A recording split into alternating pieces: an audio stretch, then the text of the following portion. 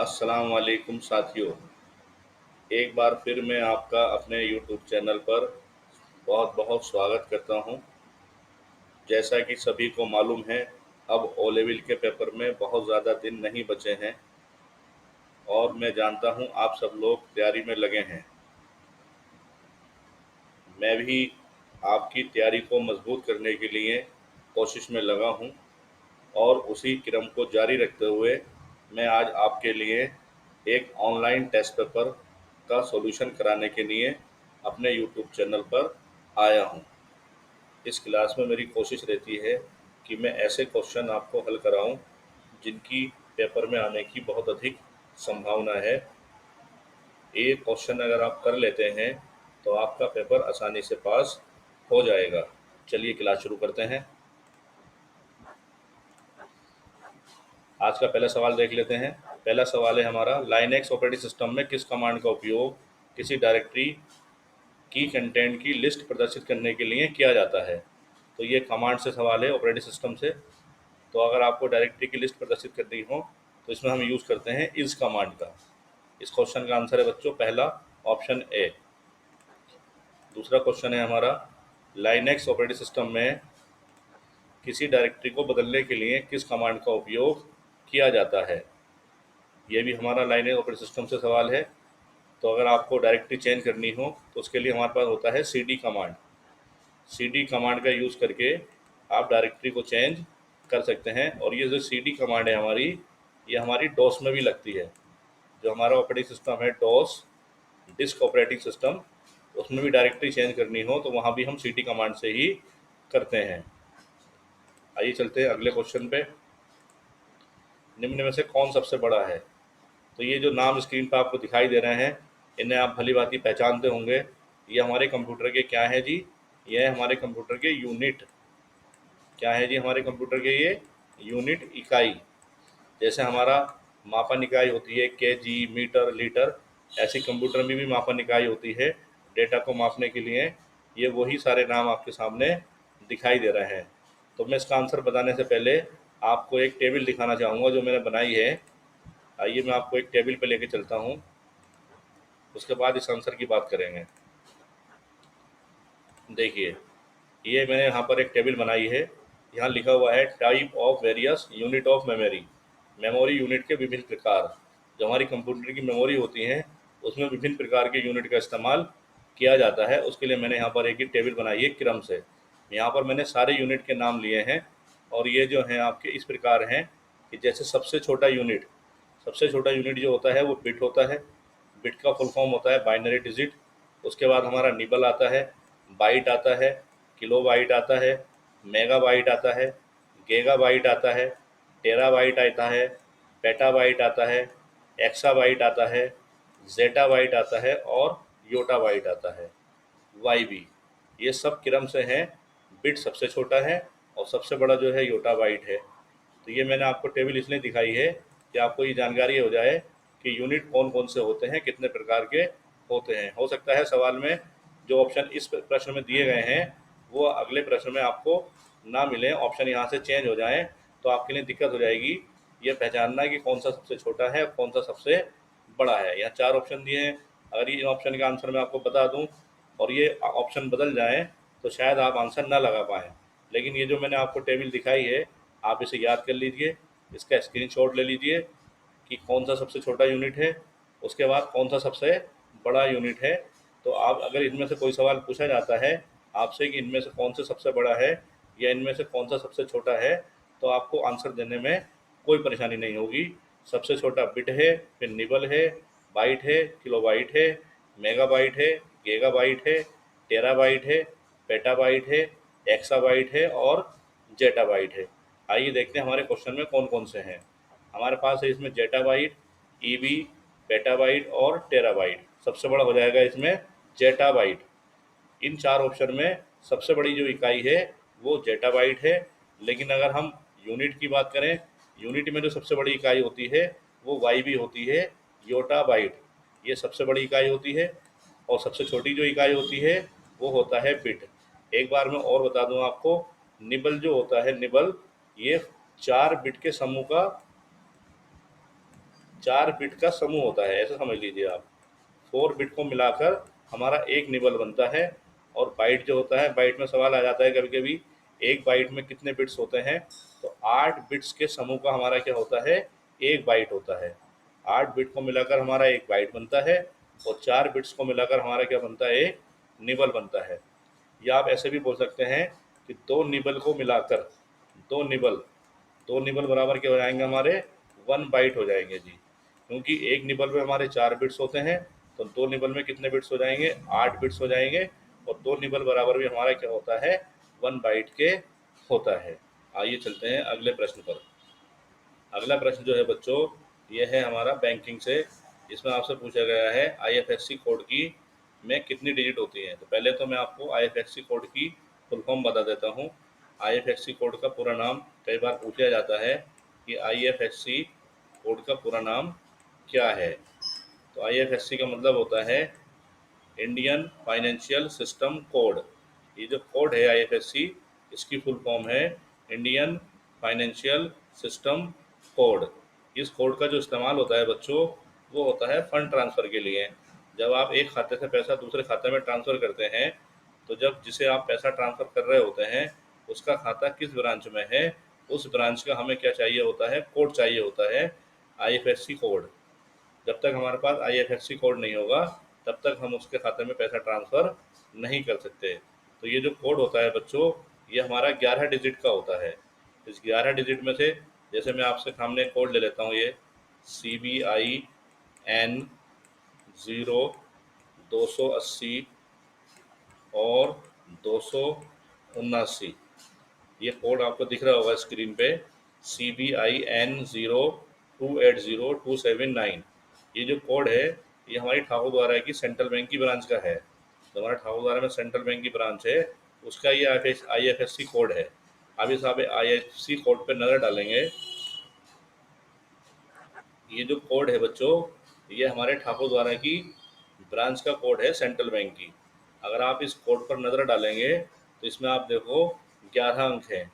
इसमें जो पहले 5 अंक हैं, उसमें से पहले जो 4 लेटर हैं, ये तो बैंक का नाम है। जैसे CBIN, CBIN क्या है, ये तो बैंक का नाम है। बीच में इसके मिडिल में ज़ीरो है, ये मिडिल में हमें ज़्यादातर ज़ीरो रहता है। और उसके बाद में ये जो आपके बाद में एक नंबर है 280 279 280279, ये जो नंबर है, ये ब्रांच का कोड है। इसी तरह से हर ब्रांच का आईएफएससी कोड होता है। पहले 4 लेटर उस बैंक का नाम होते हैं, मिडिल में ज़ीरो होता है, और लास्ट के जो 6 लेटर होते हैं वो उस ब्रांच का कोड होता है जिसके बारे में आप जानकारी करना चाह रहे हैं। तो इसका आंसर क्या हो गया बच्चों, इस सवाल का आंसर हो गया जी 11। इसका आंसर है जी 11। अगला क्वेश्चन देखते हैं। अगला प्रश्न है आपका, पैन कार्ड में कितने डिजिट होते हैं। तो पैन कार्ड आपका 10 डिजिट का होता है। इसमें आपके 5 लेटर होते हैं पहले, और 5 इसमें फिर नंबर होते हैं। ये आपका 10 अंकों का होता है। आइए चलते हैं अगले प्रश्न पर। अगले प्रश्न में आपसे IFTAS की फुल फॉर्म पूछी गई है। तो IFTAS का पूरा नाम होता है Indian financial technology and allied service.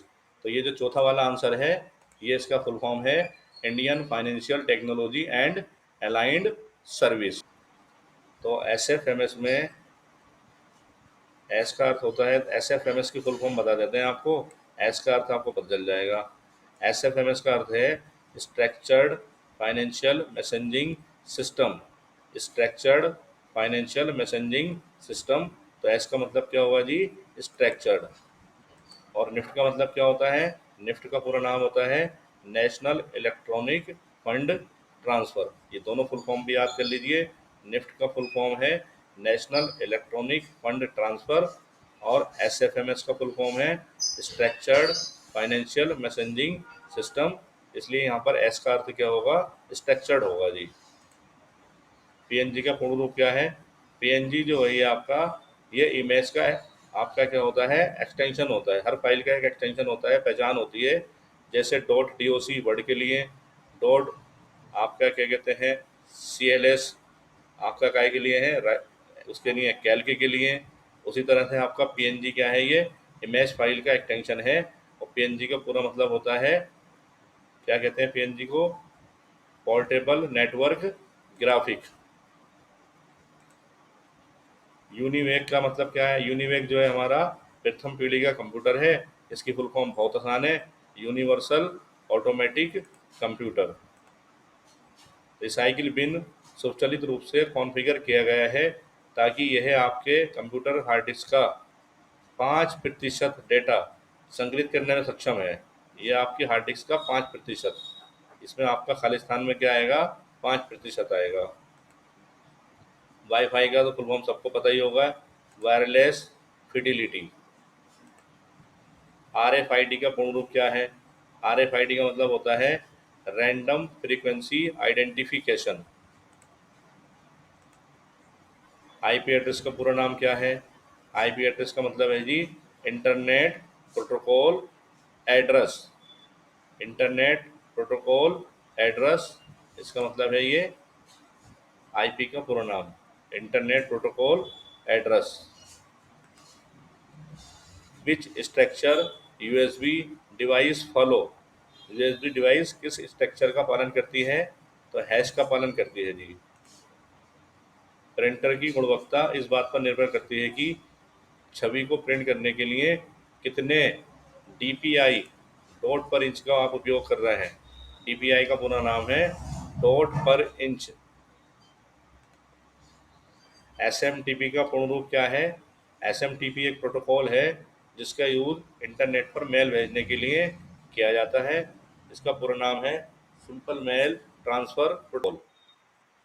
Mobile application app जो होस्ट से लेकर अन्य सुविधाओं के बीच अनारक्षित टिकटों की बुकिंग और कैंसिलेशन में सक्षम बनाता है, तो इसका आंसर है IRCTC। इनकी फुल फॉर्म भी आप देख लीजिएगा, स्क्रीनशॉट ले लीजिए। IRCTC और उमंग की फुल फॉर्म का स्क्रीनशॉट ले लीजिए। निम्नलिखित में से कौन सी सुविधा में वर्तमान में AEPS में मौजूद नहीं है, तो बैलेंस इंक्वायरी, कैश विड्रॉ, इसमें आ जाएगा वर्चुअल कार्ड क्रिएशन, ये अभी APS में नहीं है। APS की फुल फॉर्म का भी स्क्रीनशॉट ले लीजिए। इसका मतलब होता है आधार इनेबल्ड पेमेंट सिस्टम, इसे याद कर लीजिएगा, स्क्रीनशॉट ले लीजिए। एक ही समय में कई गतिविधियों का निष्पादन करना क्या कहलाता है, तो ये कहलाता है जी आपका parallel processing. Libre office Calc में अधिकतम जूम कितना होता है, तो अधिकतम जूम होता है जी इसमें 400%। ENIAC का पूर्ण रूप, तो इसका आंसर हो गया जी D। अगले प्रश्न पर चलते हैं। इंटरनेट पर सही व्यवहार के लिए पारंपरिक नियमों को क्या कहा जाता है, इन्हें कहा जाता है प्रोटोकॉल। MIPS का फुल फॉर्म पूछा है इसमें, इसका मतलब है मिलेनियन ऑफ इंस्ट्रक्शन पर सेकंड। लिब्रे ऑफिस इम्प्रेस का एक्सटेंशन तो सबको ही पता होगा, ODP। अगला प्रश्न है हैंडआउट मास्टर किस मेनू में होता है, तो हैंडआउट मास्टर होता है आपका व्यू मेनू में। लिब्रे ऑफिस में पेस्ट स्पेशल डायलॉग बॉक्स के लिए शॉर्टकट कुंजी क्या है, Ctrl+Shift+V, सी आंसर है। पूर्ण स्क्रीन के लिए शॉर्टकट की है Ctrl+Shift+J। API का पूरा नाम क्या है, आधार इनेबल्ड पेमेंट सोर्स, आधार इनेबल्ड पेमेंट सोर्स। पहले से प्रारंभ किए गए कंप्यूटर को पुनः प्रारंभ करना क्या कहलाता है जी आपका, तो जो हम पहले से कंप्यूटर चल रहा हो अगर हम उसे रिस्टार्ट करते हैं तो उसको हम कंप्यूटर की भाषा में कहते हैं वार्म बूटिंग।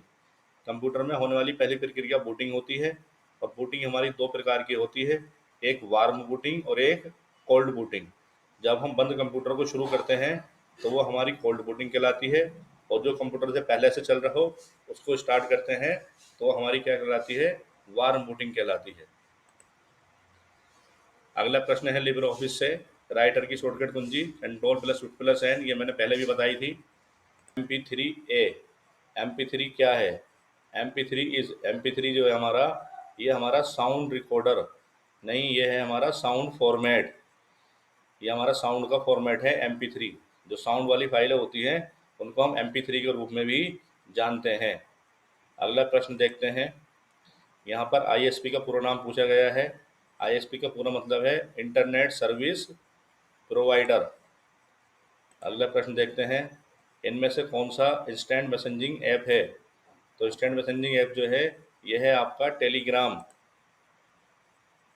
राइटर पे फ़ॉन्ट का डिफ़ॉल्ट साइज़ कितना है जी? 12 होता है। अगले प्रश्न पर चलते हैं। अगला प्रश्न है लिब्रे ऑफिस कैल्क में फ़ॉन्ट का डिफ़ॉल्ट साइज़ कितना होता है? तो कैल्क में जो फ़ॉन्ट का डिफ़ॉल्ट साइज़ है वो होता है जी आपका 10। इसका आंसर होगा जी आपका 10। अगले प्रश्न पर चलते हैं।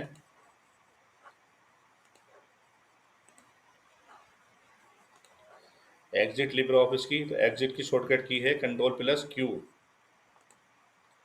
यूपीआई के संबंध में पीएसपी में एस का क्या अर्थ है? यूपीआई के संबंध में पीएसपी में, तो पीएसपी की फुल फॉर्म होती है पेमेंट सर्विस प्रोवाइडर। तो यहाँ पर एस का मतलब क्या होगा जी? सर्विस होगा आपका।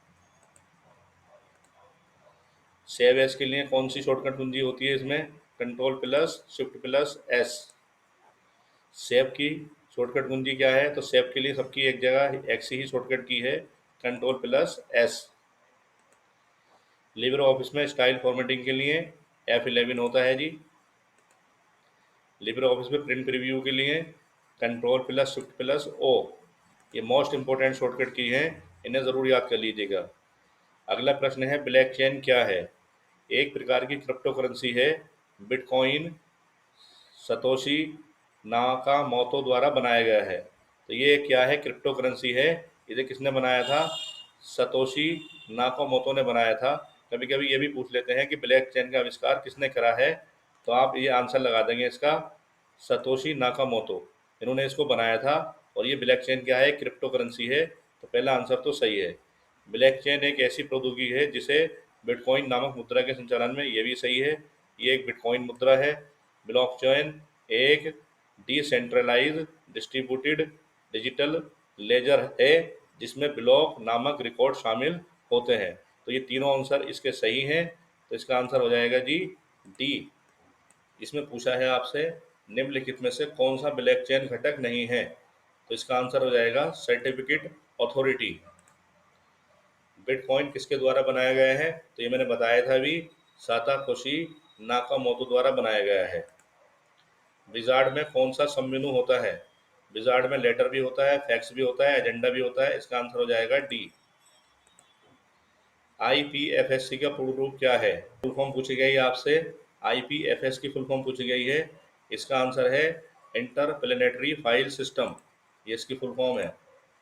लिब्रे ऑफिस में हेडर शामिल करने के लिए तो हम जाते हैं इंसर्ट में और हेडर में। मोबाइल मनी आइडेंटिफायर MMID में कितने अंकों का कोड होता है? कभी कभी बच्चों आपसे MMID की फुल फॉर्म भी पूछ सकते हैं। तो MMID का पूरा नाम इसमें लिखा हुआ है mobile money identifier. Black chain का आविष्कार किस वर्ष में हुआ था? तो 2008 में हुआ था। ईमेल को हम कैसे, ईमेल को के संबंध में इनबॉक्स में व्यवस्थित किया जाता है? ईमेल को डेट टाइम के संबंध में, डेट और टाइम के हिसाब से इनबॉक्स में हम इसे व्यवस्थित करते हैं। हेडिंग 1 का उपयोग करने के लिए, हेडिंग 1 के लिए शॉर्टकट की होती है Ctrl+1। लिब्रे ऑफिस इम्प्रेस में पेस्ट कन्फॉर्मेटिव टेस्ट के लिए ये है आपका पहला ए। भारत में कितने बैंक अंतर्राष्ट्रीय दूरसंचार नेटवर्क में शामिल हो गए हैं? तो इसका आंसर है 46। एक नेटवर्क में 25 कंप्यूटर हैं, तब इनकी टोपोलॉजी के लिए कौन सी सबसे महंगी केबलिंग की आवश्यकता होगी? तो इसका आंसर है मैश। कृत्रिम बुद्धि के जनक कौन है? John MC क्रेथी। अगले प्रश्न पर चलते हैं। इंटरनेट OSI मॉडल का पूर्ण रूप क्या है? बहुत आसान फुल फॉर्म है open software internet model, D answer है इसका। लिंक लेयर पर मैक एड्रेस की लंबाई कितनी होती है? तो ये 48 बिट होती है। इम्प्रेस में हम प्रत्येक वस्तु के लिए समय कहाँ से निर्धारित कर सकते हैं? तो अगर आपको इसमें समय निर्धारित करना है तो आपको जाना है इसमें व्यू मेनू में और स्लाइड ट्रांजिशन पे जाना है आपको इसमें। परिवर्तक इक्वेटर घूर्णन गति को रेखीय गति परिवर्तित करके मूवमेंट को डिफाइन करते हैं। इसमें परीक्षण करने के लिए पुली चेन गियर, तो ये क्या है, ये सीधा सीधा कुछ नहीं है, ये मैकेनिकल इक्वेटर की परिभाषा है आपकी। पहला आंसर है इसका। निम्नलिखित में से क्या ई गवर्नेंस है? तो इसका आंसर हो जाएगा बच्चों लो ट्रांसपेरेंसी। निम्नलिखित में से किसका उपयोग अंतर्राष्ट्रीय मौद्रिक हस्तांतरण के लिए किया जाता है? तो अंतर्राष्ट्रीय के लिए है आपका इसमें स्विफ्ट, और इनकी फुल फॉर्म भी याद कर लीजिएगा, उमंग की, निफ्ट की, स्विफ्ट की, आरटीजीएस की। आप ट्विटर पर एक संदेश लिख रहे हैं कि आप अधिकतम, इसमें ट्विटर पर लिमिट पूछिए करेक्टर की, तो जो करेक्टर की लिमिट है वो है आपकी इस टाइम 280, पहले 140 थी। अगर ऑप्शन में 140 मिल जाए तो वो भी आपका सही है। एक ही मिलेगी आपको, या तो 140 या 280, दोनों सही है। यहाँ पर है 280, तो आंसर हो जाएगा बी। मेलवेयर का संक्षिप्त रूप, तो इसका आंसर है डी, मैलिशियस सॉफ्टवेयर। चीन में किस सर्च इंजन का यूज होता है? तो बिंग सर्च इंजन का यूज होता है चीन के अंदर। लिब्रे ऑफिस कैल्क में अगली सीट पर जाने के लिए कंट्रोल प्लस पेज डाउन। आइए अगला प्रश्न देखते हैं। फंक्शन विजार्ड ओपन करने की शॉर्टकट की क्या है? तो इसका आंसर है डी, कंट्रोल प्लस F2। निम्नलिखित में कौन सी एंटीवायरस का उदाहरण नहीं है? तो एंटीवायरस इसमें VLC नहीं है, ये एक मीडिया प्लेयर है। एक रोबोट आर्म को मैनिपुलेटर के रूप में भी जाना जाता है।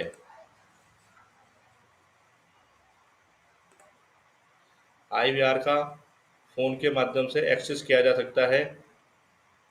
इसके माध्यम से, फोन के माध्यम से एक्सेस किया जा, इसमें क्वेश्चन में ही आंसर आ गया है।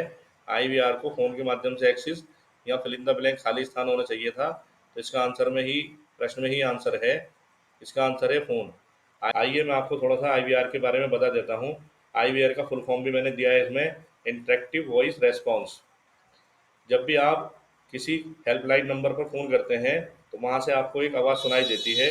जैसे मान लीजिए आप अपने मोबाइल नंबर से कस्टमर केयर को फ़ोन लगाएं, तो आपको सुनने को मिलेगा कि बैलेंस इंक्वायरी के लिए 1 दबाइए, एग्जीक्यूटिव ऑपरेटर से बात करने के लिए 9 दबाइए। तो ये जो आवाज़ आपको सुनाई देती है, ये इसी तकनीक की वजह से है, IVR, इंटरेक्टिव वॉइस रेस्पॉन्स की वजह से। यही सिस्टम आपका IVR कहलाता है। इसे बहुत सारी कंपनियां इस्तेमाल करती हैं आजकल। अगला प्रश्न देखते हैं। आर्टिफिशियल इंटेलिजेंस क्या है? Making a machine intelligence. अगले प्रश्न पर चलते हैं। एक उपकरण जो डिजिटल सिग्नल को एनालॉग सिग्नल में परिवर्तित करता है वह है? आपको क्या करना है, डिजिटल सिग्नल को एनालॉग सिग्नल बदलना है, तो इसका मतलब हो गया DCA। अगर एनालॉग को डिजिटल में बदलना होता तो आंसर हो जाता है ADC, तो इसका आंसर है सी।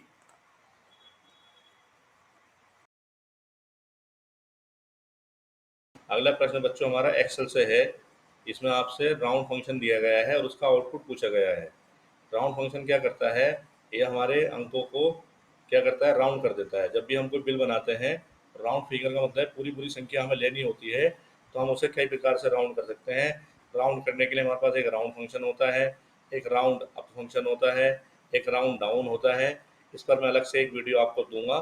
फिलहाल मैं आपको इसका आंसर बता देता हूँ। यहाँ पे 1414.894 है, और ज़ीरो दिया गया है।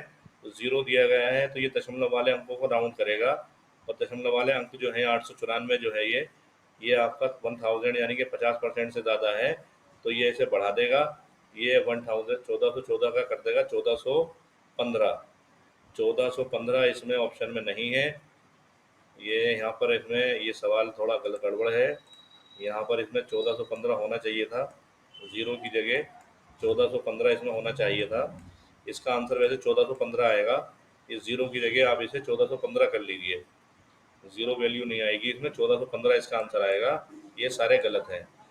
तो इसमें आप जब इस फंक्शन राउंड फंक्शन को यूज़ करेंगे, एक्स्ट्रा में लगा के देखिए, इसका आंसर क्या आएगा, 1415 आएगा। ये दशमलव वाली संख्याओं को राउंड कर देगा और इन्हें इंक्रीज कर देगा। 894 को ये 1 कर देगा, 1 4 में प्लस हो जाएगा, तो ये 1415 हो जाएगा आपका। अगला प्रश्न देखते हैं। देखिए मैंने बताया था आपको, राउंड के 3 फंक्शन होते हैं। यहाँ पर राउंड अप फंक्शन लगाया है। राउंड अप फंक्शन क्या करता है, ये संख्याओं को आगे की तरफ राउंड करता है। ये -1 जो है, -1 का मतलब होता है 0 का मतलब होता है इकाई और -1 का मतलब होता है सैकड़ा। 100 तक राउंड करेगा ये, तो ये आगे को ले जाएगा, यानी कि 513 का क्या कर देगा ये, 13 को राउंड कर देगा, 20 कर देगा 13 को, तो इसका आंसर हो जाएगा 520। आप इसे भी लगा के देखिएगा, जब आप इसे एक्सेल में टाइप करके एंटर करेंगे तो 520 आएगा। राउंड डाउन भी दिया है मैंने इसमें, राउंड डाउन, ये आपका क्या करेगा, पीछे की तरफ राउंड करेगा, तो पीछे की तरफ राउंड करेगा, -1 सैकड़ा है, तो 3 अंकों तक राउंड करेगा, तो 3 अंकों तक राउंड करेगा, तो ये 213 का क्या हो जाएगा जी, ये हो जाएगा इसका 10, 2010 आएगा इसका आंसर। इनमें से कौन सा पेस्ट स्पेशल में उपलब्ध नहीं है, तो फॉर्मूला ग्राफ नहीं आता पेस्ट स्पेशल में, बाकी सब चीज़ें आती हैं। USSD unstructured supplementary wise data किसने लॉन्च करा था, तो ये आरबीआई ने लॉन्च करा था। यूपीआई सिस्टम में पैसे प्राप्त करना क्या कहलाता है, जब आप पैसे प्राप्त करते हैं तो ये कहलाता है आपका पुल। यूपीआई पर पैसे भेजना क्या कहलाता है, पैसे भेजना कहलाता है आपका पुश। दोनों बहुत इंपॉर्टेंट क्वेश्चन हैं, ध्यान से याद कर लीजिए। पैसा प्राप्त करना पुल कहलाता है और पैसा भेजना पुश कहलाता है यूपीआई पर। जो मेल संचार समस्याओं के कारण नहीं भेजे जाते तो वो सब हमारे आउटबॉक्स में चले जाते हैं। क्रिप्टोग्राफी शब्द कहाँ से लिया गया है, ये आपका है आर्टिफिशियल इंटेलिजेंस।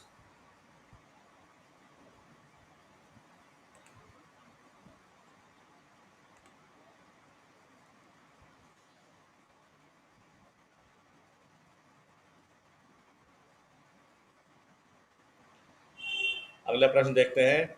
अगला प्रश्न है यूएसएसडी किसके लिए काम करता है।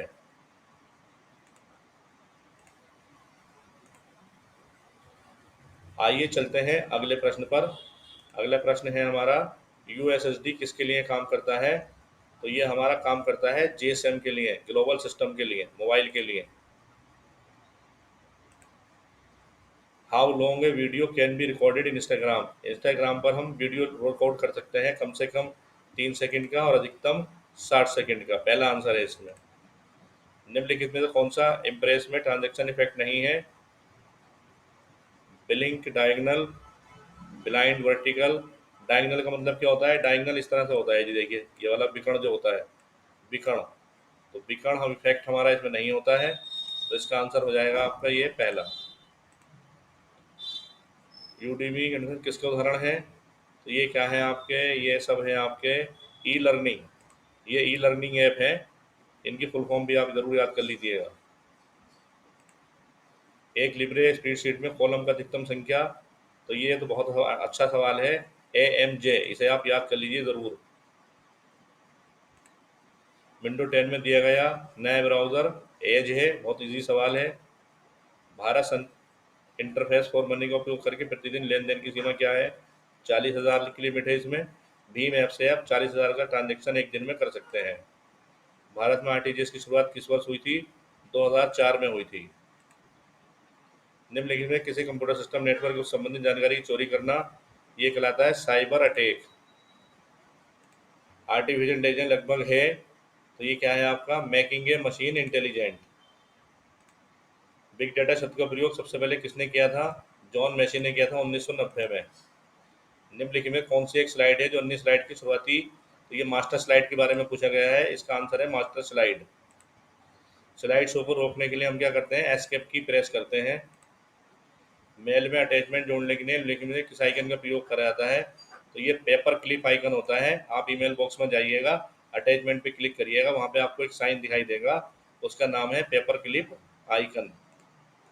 उमंग पर कौन सी सेवाएं उपलब्ध हैं, EPFO, MKISAN, आधार सेवा, डिजिटल, सारी सेवाएं हैं आपकी उमंग ऐप में। आप इन सारी सेवाओं का लाभ उमंग ऐप से ले सकते हैं। ईमेल से है, मेल एक्सेस क्लाइंट के साथ शुरू होता है जब उपयोगकर्ता को ईमेल से डाउनलोड करने की आवश्यकता होती है। तो अगला है आपका इसमें आंसर मेल होस्ट। बाद में उपयोग के लिए उन्हें उपलब्ध कराने के लिए डाटा निर्देश की बचत का काम कौन करता है, स्टोरेज यूनिट। निम्न में से कौन सा स्टोरेज डिवाइस अधिकतम मात्रा में डाटा स्टोर करता है, हार्ड डिस्क। एप्लीकेशन सॉफ्टवेयर का दूसरा नाम क्या है, तो and user software, utility software, specific software, सब नाम है इसके। All of the user. तो बच्चों, ये क्लास थी आपकी ओ लेवल के M1R5 पेपर के लिए, जो जल्द आपका होने वाला है। उसी की तैयारी को मद्देनज़र रखते हुए ये 100 क्वेश्चन आपके लिए तैयार किए गए थे। बहुत इंपॉर्टेंट क्वेश्चन है। मुझे उम्मीद है कि आप इन्हें याद करेंगे और ये प्रश्न आपको ज़रूर एग्ज़ाम पास करने में हेल्प करेंगे, और केवल ओ लेवल वाले बच्चों के लिए ही नहीं, प्रतियोगी परीक्षा की तैयारी करने वाले बच्चों के लिए भी ये बहुत इंपॉर्टेंट प्रश्न है। जूनियर असिस्टेंट वालों के लिए बहुत इंपॉर्टेंट प्रश्न है। जिनका ट्रिपल सी का अगले महीने पेपर है, उनके लिए बहुत इंपॉर्टेंट प्रश्न है। तो जूनियर असिस्टेंट का एग्जाम हो, ट्रिपल सी का एग्जाम हो, ओ लेवल में M1R5 का पेपर आपको पास करना हो, इस टेस्ट वीडियो को आप बार बार देखिए, इन क्वेश्चनों को याद करिए और अपने एग्जाम पास कर लीजिए। बहुत जल्द फिर मिलता हूँ आपसे एक नए टेस्ट पेपर के साथ। तब तक के लिए खुदा हाफिज।